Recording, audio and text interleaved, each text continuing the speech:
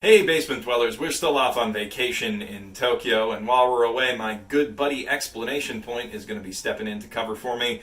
His videos have a really cool, unique style that's sort of a blend of my type of video essay and zero punctuations comedy, so if you enjoy this, check out more of those in the doobly-doo. I think you're going to really like them.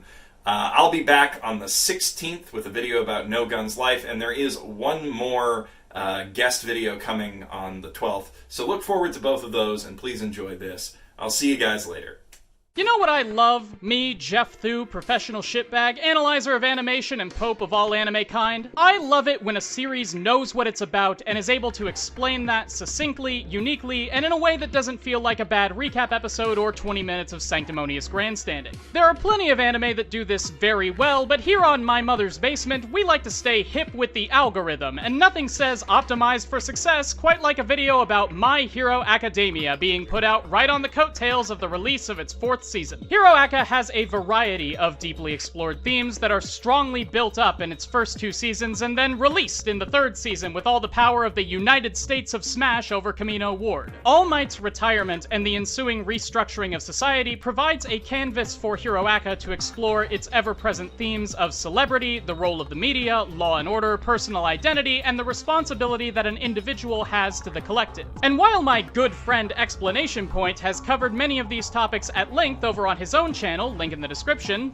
top line of the description, here on The Mother of All Basements, we like to focus on specific scenes and what those scenes mean in the broader context of a narrative. So for this video, I, Geoff Thew, the anime pope, would like to ask you to open your Crunchyroll subscriptions to My Hero Academia Chapter 3, Verse 24, A Season for Encounters. Because many of us are busy people who don't have time to rewatch an episode of Hero Aka just because an internet funny man told us to, here's a recap. A Season for Encounters begins with an introspective look into the daily life of Twice, one of the minor members of the League of Villains Vanguard Action Squad, as he watches the news and goes for a walk. From the very first frame of this episode, before any dialogue is spoken, it's obvious that things have changed in this world. The way the scene is composed paints a very different picture of Hero Aka's society than the pristine white hallways of UA or the extravagant multi-billion-dollar testing facility from the Hero licensing exam arc which just concluded. This episode starts with a ceiling fan.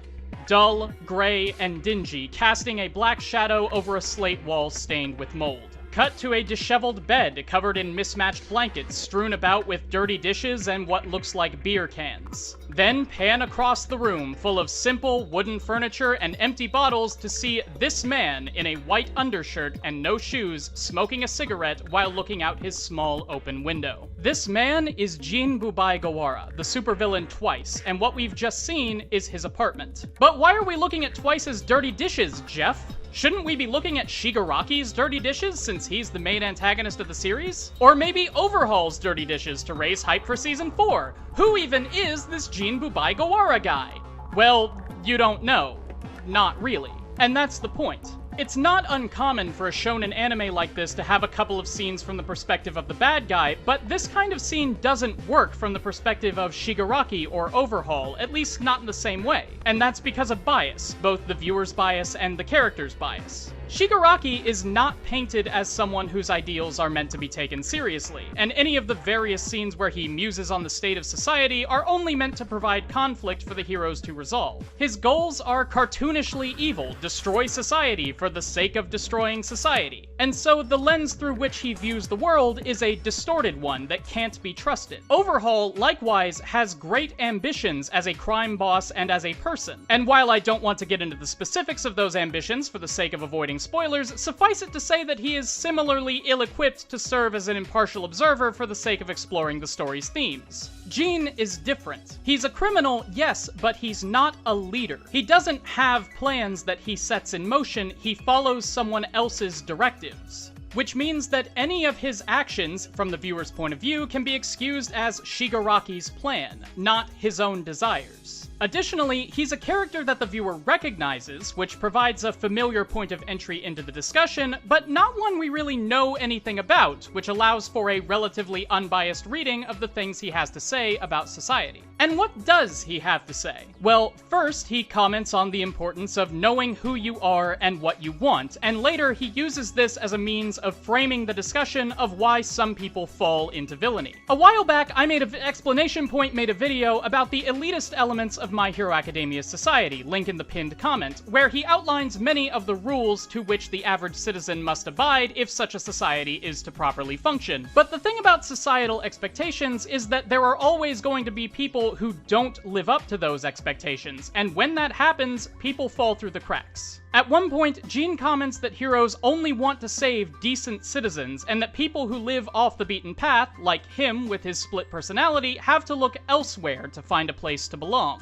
This ostracization of the other is made worse by Endeavor's rising to the spot of #1 hero, which Jean specifically states he is entirely unsuited for, calling him a symbol of the weakening heroes. Before All Might's retirement, the people of Hiroaka's world had a single thing that they could point to and say, look at this. This is what our society stands for. But now, Endeavor is supposed to be the face of their society, a hot-headed, brazen hellion, which makes people feel unsafe and uncomfortable, especially coming on the heels of Muscle Jesus.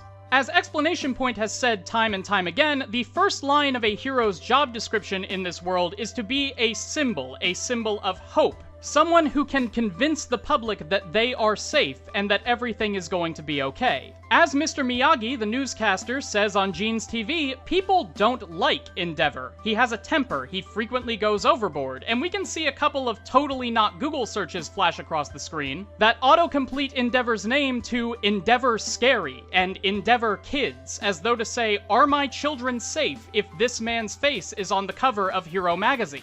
If Endeavor is supposed to be the rock upon which people can place their faith in hero society, that faith is going to fall very quickly. And when people lose faith in their society, they get scared, they get paranoid, and they look to find someone to blame. As Jean muses on this idea, Mr. Miyagi addresses possible solutions to this, including the idea that newscasters like himself should be actively working to raise hype for Endeavor and heroes like him instead of reporting negatively. And Jean, hearing this, turns off the TV, as though to say, shut the hell up.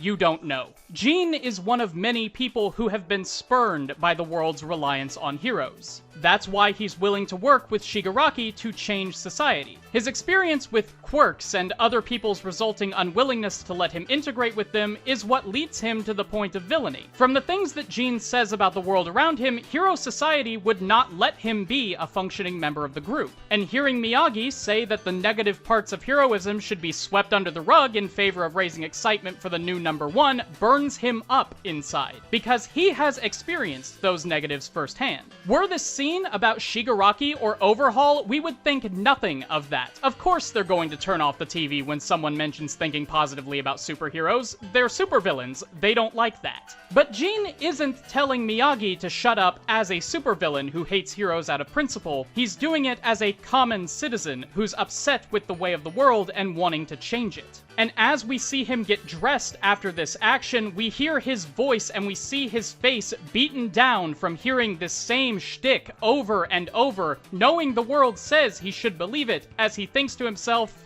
the man knows what he's talking about. Jean's sense of kinship with the villain community, however, is one that he holds reluctantly, as we can see when he watches this clearly disposable lump of BDSM silly putty steal a cash register and thinks, villains, only faithful to themselves. But it's a kinship that he takes very seriously, because it's all he has. When Jiren calls him later in this scene, he asks if he's doing okay, which Jiren takes as a simple greeting, but Jin presses for an answer, even emphasizing the you in, are you okay? Despite having a disdainful view of villains as a group, the particular people who have accepted him, problems and all, into their fold are dear to Jin. He cares about them personally, not merely as allies, but as the only legitimate social connections he is allowed to have in a world that so highly values individual contributions to society. Importantly, Jin does not see himself as a criminal at his core, and he explicitly says, I used to be one of those guys who liked to cause trouble.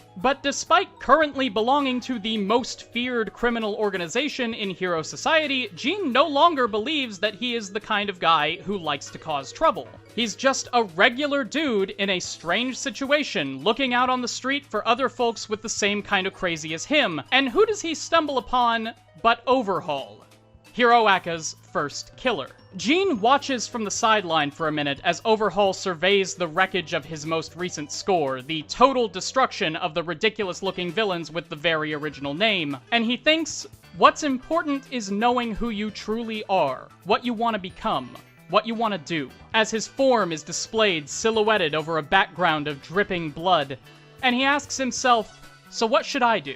A question whose answer has vicious consequences for the League of Villains and for Hiroaka's world. Do I continue trying to form connections with people I know to be unstable and unreliable, endangering myself and my social network in the process? Or do I turn away from this situation and abandon the idea of a social network entirely, leaving me alone with myself, as I've always been? This is the question that this entire aside has been leading to, and it's a question that isn't unique to Jin Bubai Gawara. Questioning one's place in a collapsing society is going to become more and more common of an occurrence in daily life as time moves on post-Camino. Without the giant glowing lighthouse of All Might to give them direction in their lives, the people of Hiroaka's world are going to be pointing at something else to define themselves, and they aren't all going to point in the same direction. Gene's question, what should I do, is going to be on the lips of every average citizen trying to find their way in this new world. And with the ever unpopular Endeavor serving as the face of hero society in All Might's absence, more and more people are going to find themselves thinking like Gene and wondering if maybe the hero class doesn't have their best interests at heart. That's why this kind of aside is so important. It's easy to get the broad picture of these ideas when we're following Midoriya around as he jumps between buildings and breaks his own arms fighting bad guys. It's another to see them from street level, first-hand, from the perspective of someone who has had to deal with them, and being able to sympathize with people like Gene, who actively antagonize the hero's attempts to create a unified society, will make the hero's struggles all the more engaging to watch, because now we have reason, no matter how small that reason is, to root for them to lose. Thank you all for watching. I'd like to take this chance for no real reason to direct you to my good buddy Explanation Point, whose hilarious and insightful analyses I watch multiple times a day and even run them on a looping silent playlist while I sleep just to boost traction. He recently released a video about visual metaphor in Oh Maidens in Your Savage Season, which I consider to be the absolute pinnacle of AniTube content, and frankly believe that I will never again be satisfied with my own work after having seen it. There's a link to his channel in the description, the pinned comment, and I am officially renaming my channel from Mom's Basement to youtube.com/c/explanationpointanime so that anybody looking for truly great AniTube content on my channel knows where to find it. Hope you all enjoyed, and until next time, this has been Geoff Thew signing out from my basement's mother.